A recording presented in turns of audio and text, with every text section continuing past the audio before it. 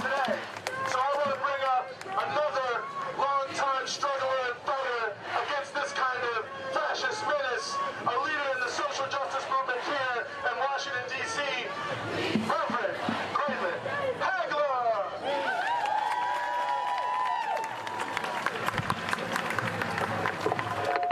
I want you to look right over there.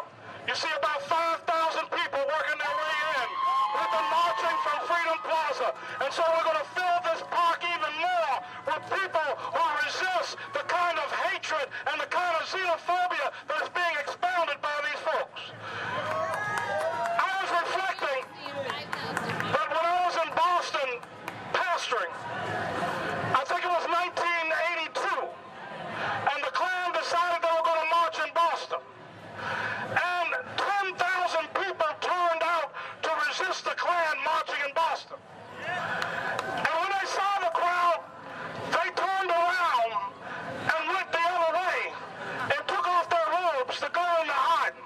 But let me tell you what, at that point, Eugene, at that point, the Boston police decided to attack the crowd because the crowd had turned away the Klans. Because really what was going on, you had Klan sympathizers in the police department. That's a part of the history of law enforcement and policing in America. It was to capture slaves and to make sure the runaways were brought back to the plantation.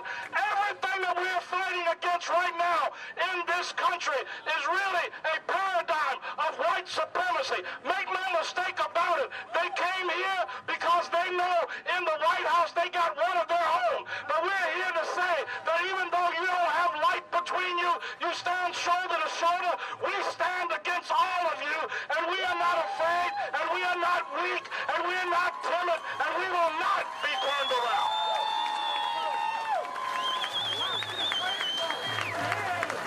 The most important thing is to remember that we stand for something. We stand for our sisters and brothers. We stand for families being reunited with their children. We stand for the right to vote and against voter suppression. We stand for our neighbor, be they black, brown, yellow, red, or white. We stand because we believe in diversity.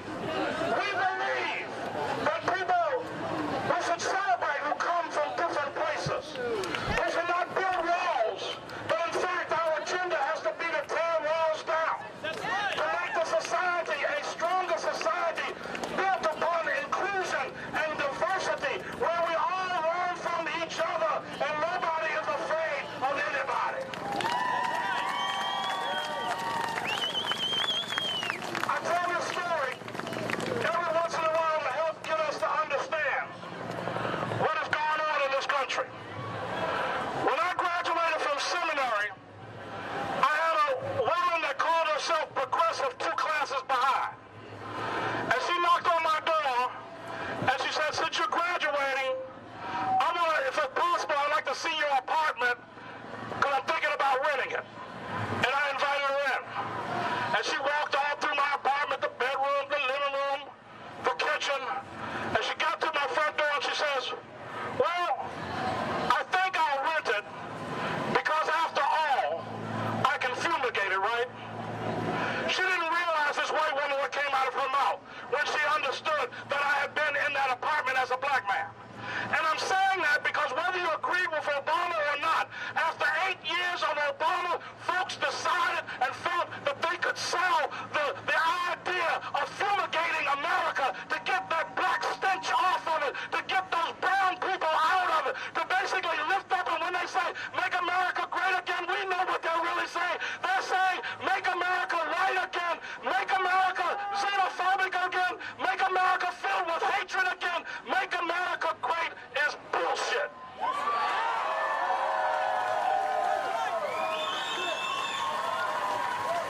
Look at all the Freedom Plaza people coming in. From Freedom Plaza joining us here. Look at them streaming down the street. That's the important thing. And the best thing is that we do not stand alone. And we're not isolated. We're that. This crowd just about represents everybody under the sun. Everybody's standing together with one another, young and old, Asian, I see, black, I see folk from the Middle East, folk who are Palestinian, I see folk who are standing here from the faith community and from the community that is not built upon faith, but built upon hope. And so here we stand together,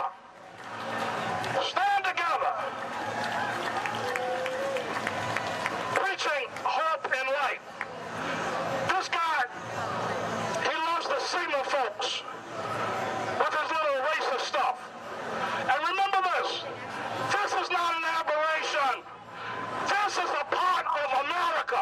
America has been built upon white supremacy from the very beginning. In fact, the wealth of America is because of the enslaved people that were held in bondage here for 400 years. Don't make any doubt about that. All of the finance companies that finance the slave trade and finance the purchase of plantations, that is what America was built on. And we've had to fight to try to undo that bad history, to undo that negativism, to begin to stand up and assert our rights and assert some justice. And so I'm proud today to be one counted among you. We stand together as people of strength, hope, goodwill, and conscience. And I got news. We will not back away, and we will not be silent. Allow your voices to be heard.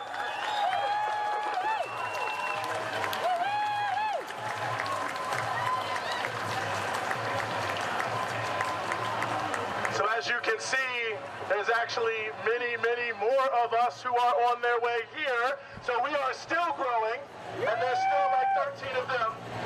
So the outnumbering of them has happened very clearly. We're welcoming many people who have come from Freedom Plaza. Next, I want to bring up Morgan from the Party for Socialism and Liberation. Hi, thank you. So there's a couple of things that I want to talk to you about today. As a transgender person, as an autistic person, and as a person of indigenous heritage. We all know how Che Guevara referred to the United States as the belly of the beast, right? But what I think a lot of people don't realize is that in many ways the U.S. has also been like the brain of the beast too. It's important for us to remember that because when we look at these jokers rallying across the park today, you know, in their camo gear, maybe we sometimes find it hard to take them seriously. Maybe we think they're just a bunch of, you know, rednecks and maybe they talk big but they couldn't have pressed their way out of a wet paper bag. What we have to realize is that that way of thinking is fundamentally wrong and ignores vital lessons of history.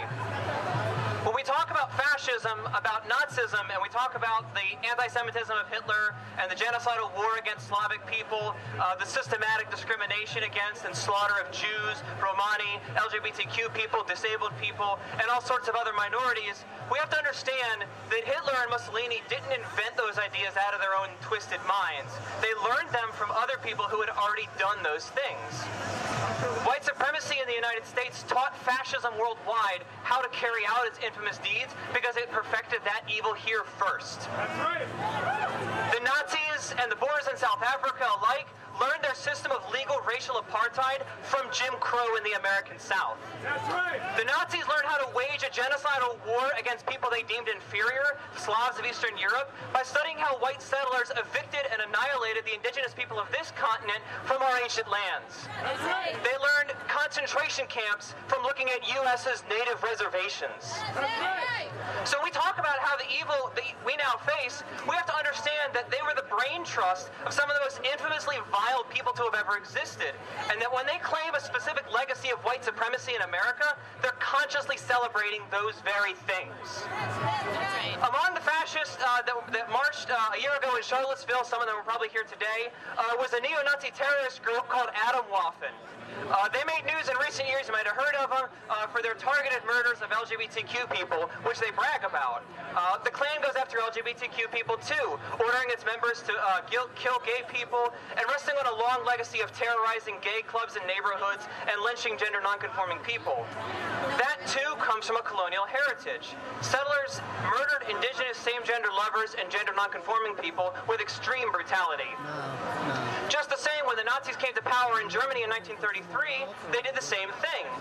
You know that famous picture of the Nazis burning a big pile of books in the street? You ever wonder what those books were? Those books came from the library of the Sexological Institute in Berlin. At the time, that was the largest LGBTQ research center on the planet.